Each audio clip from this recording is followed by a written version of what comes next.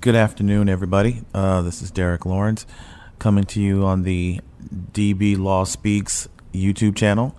Thank you all for joining me today. Today we're going to talk about the recent conversations in this country regarding gun control. And I think a lot of people, first let's get this out of the way. I am not in favor of taking everybody's guns. I think if you want to own a gun in this country, I think that's fine. However, I do believe that not everyone in this country deserves to own a gun. And I know people refer to the Second Amendment and they talk about, it is our right to have a gun. It's our right. It's our God-given right. And the first thing we have to think about is that the Constitution was not God-given. That was created by men. And because, God didn't have guns. There were no guns during God. When God was alive and when God was here, there were no guns.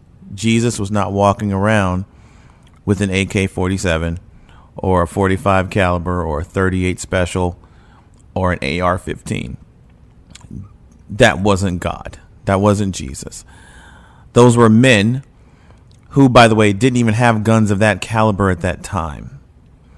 So we have to ask ourselves, why exactly are we so obsessed in this country with guns?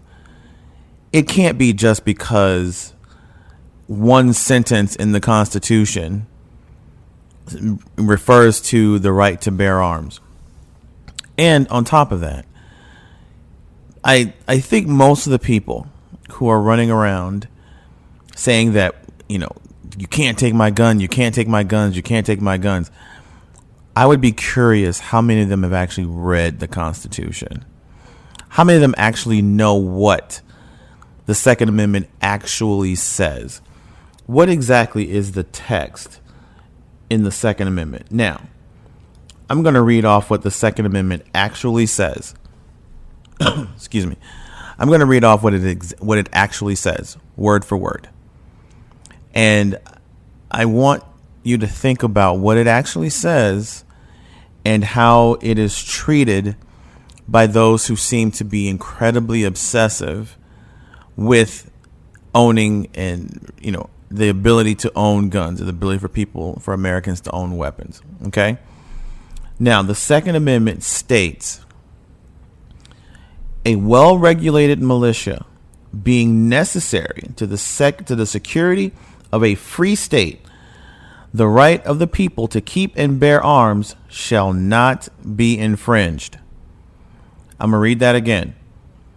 A well-regulated militia being necessary to the security of a free state, the right of the people to keep and bear arms shall not be infringed.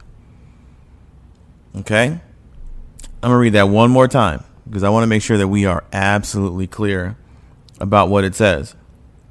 Okay? So once again, a well-regulated militia being necessary to the security of a free state, the right of the people to keep and bear arms shall not be infringed.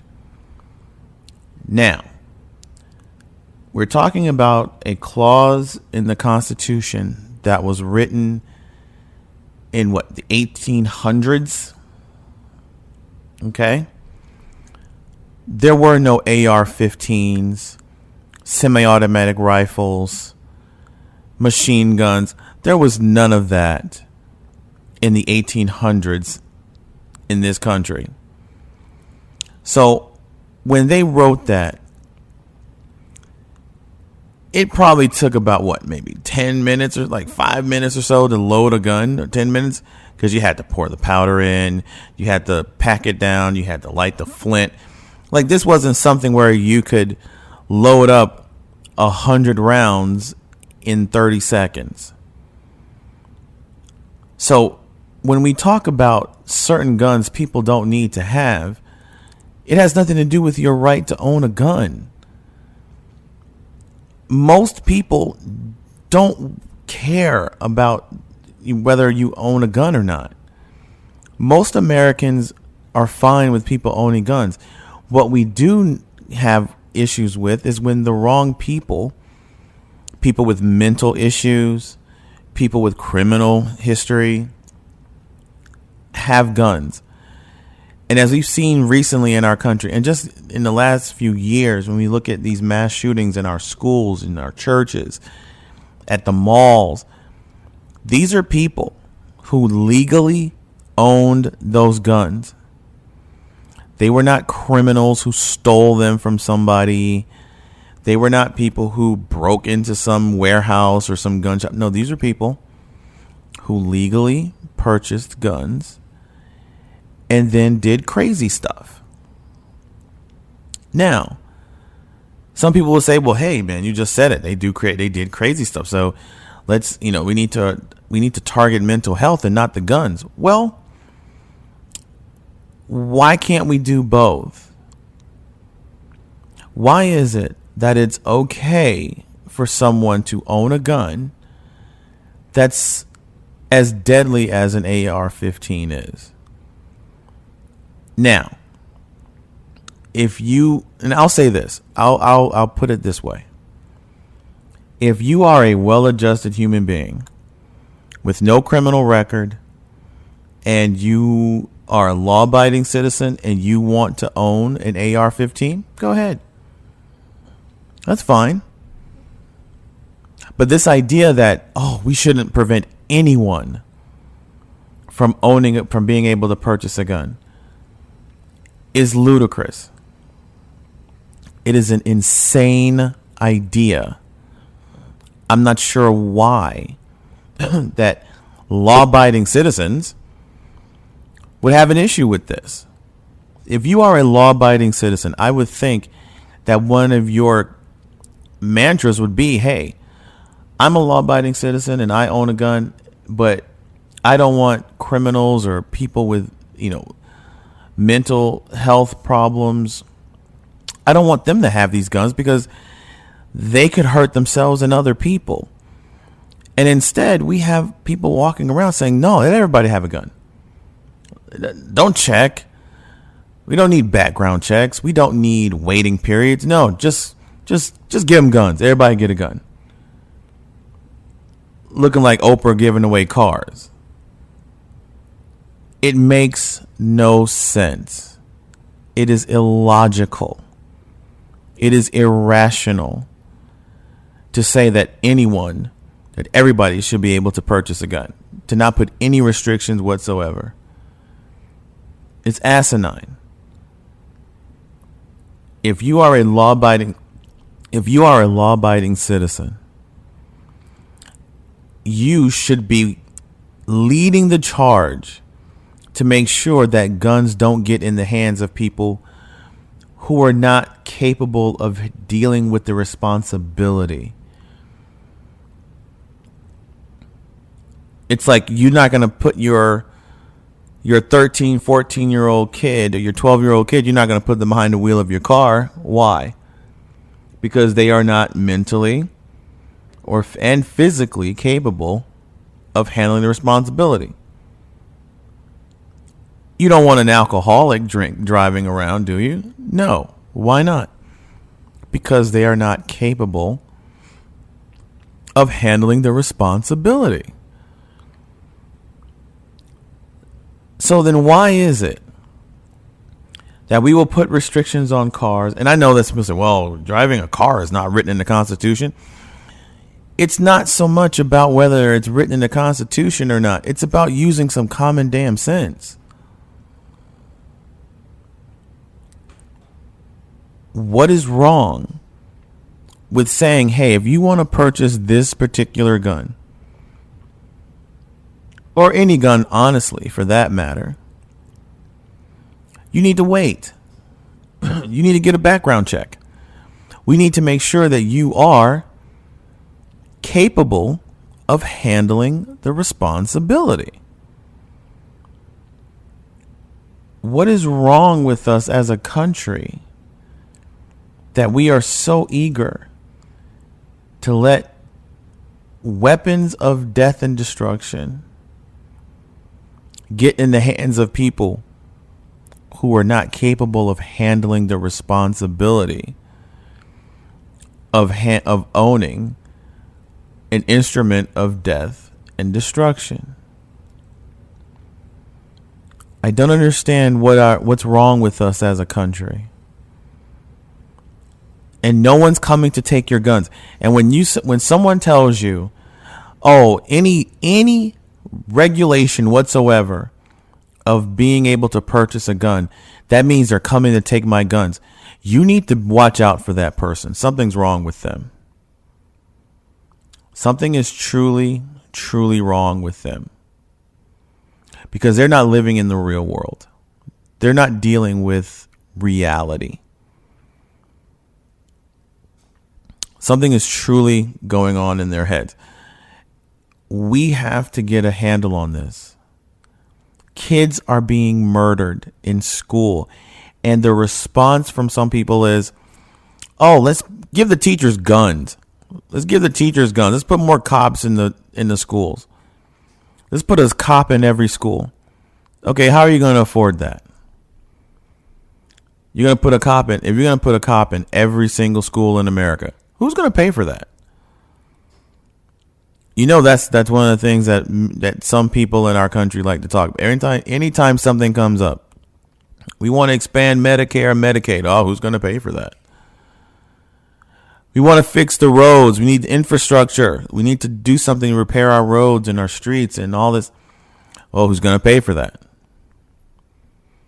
These are the same people who are saying now, oh, put guns and metal detectors in all the schools. Put cops and metal detectors in all the schools. That'll solve the problem.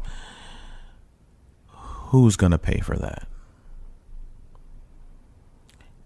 People don't even want money to go towards mental health care.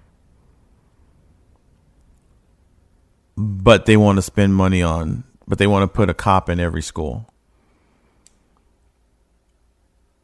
Illogical thinking. And here's the other thing. Let's go ahead and dispel this good guy with a gun will stop a bad guy with the gun. If that were true, and I want everyone who listens to this, I want you to think about this. If that were true, especially, and I'm going to say this, especially those of you who actually believe that, you truly believe in your heart and soul that a good guy with a gun will stop the bad guy with a gun. If you truly, truly believe that, why the hell are so many cops getting shot? Why are cops getting shot? Why do cops get killed? If the good guy with the gun was so good at stopping the bad guy, or if the good guy with the gun was such a deterrent to the bad guy, then why are cops getting shot? Why do cops get ambushed? Why do cops get into shootouts? You would think if that's all it takes is a good guy with the gun, the bad guy would certainly just put his gun down and surrender, right? No, the bad guys, they shoot back at the good guys because the bad guy with the gun doesn't care about the good guy with the gun. So more guns is not the answer, because we've already seen, just as we saw in the shooting in Uvalde, Texas, that shooter was confronted by cops before he went into the school. He was confronted by cops and he shot them. He did not surrender. He did not give up. He did not put his gun down and say no mas.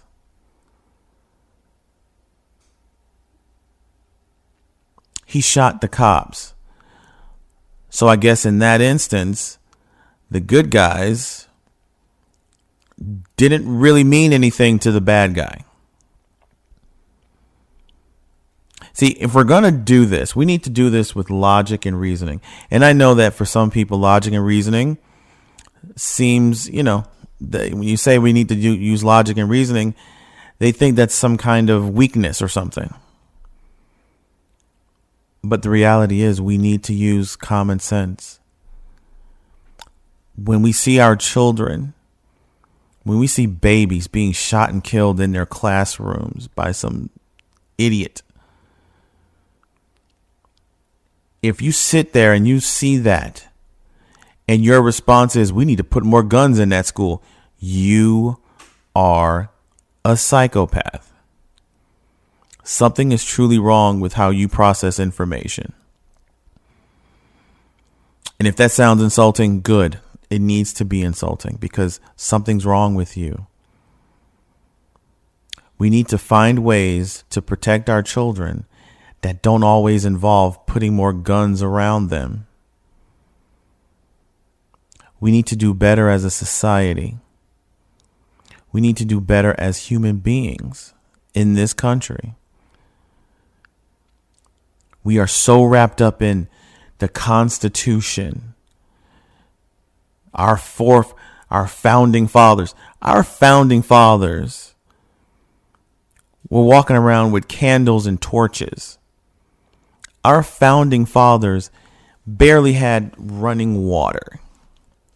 Our founding fathers are not the people to dictate to us in 2022 how we should handle something like guns.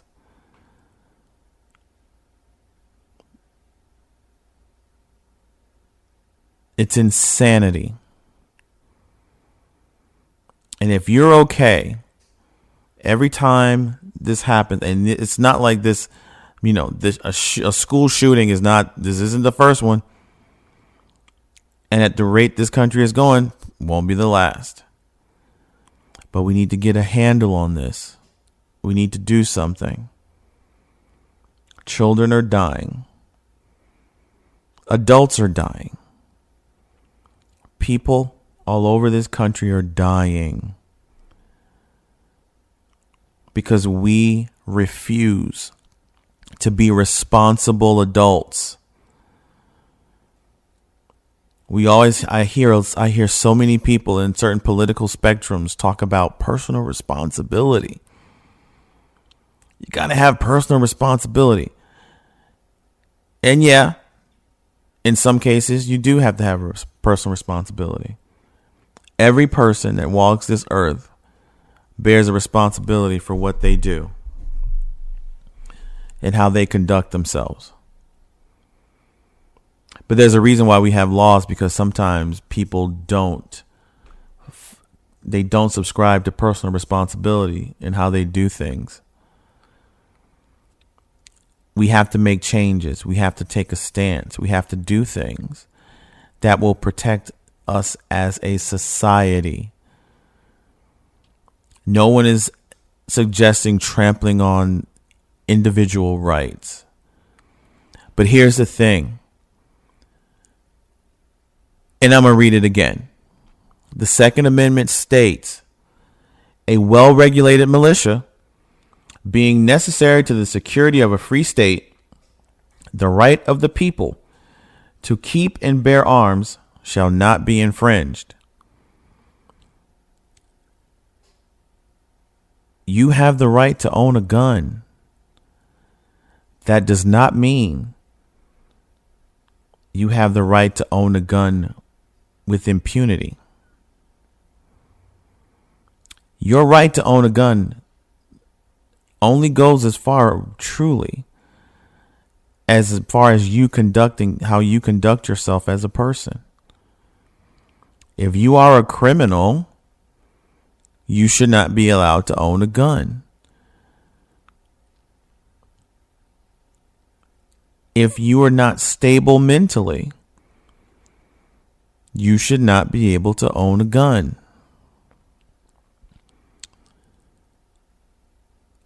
If you are a law-abiding citizen and you want to own a gun, go for it. But we have to stop hiding behind this Constitution stuff. Because at the end of the day, when you look at those children in Uvalde who are now dead, the Constitution didn't protect them. And it's interesting that you're so concerned about the Constitution protecting your right to own a gun, but you don't really care about the lives of babies, children. You don't care about them. The Constitution didn't protect them. No one's saying you can't own a gun. But if you're going to own a gun, you need to be responsible. Personal responsibility. Part of that requires societal structures to ensure that personal responsibility is adhered to. Because the reality is, if you leave personal responsibility up to the individual, sometimes the individual will go the other way because they don't want to be responsible. So no, you should not be able to just own a gun without being checked out first. You have the right to own it, but I have the right to be protected from you if you are not adjusted mentally or emotionally. We got to do better, people. We can't keep hiding behind constitutional this and that. And no, sometimes we have to make changes.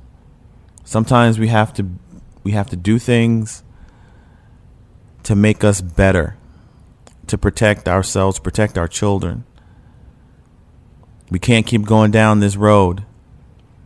Your thoughts and prayers mean jack when this is something that could be prevented or lessened. And your only response is, oh, my thoughts and prayers are with you. I can tell you, you can keep your thoughts and prayers. Those families that had to bury their babies, your thoughts and prayers don't mean anything to them because it's hollow. We got to do better. We must do better.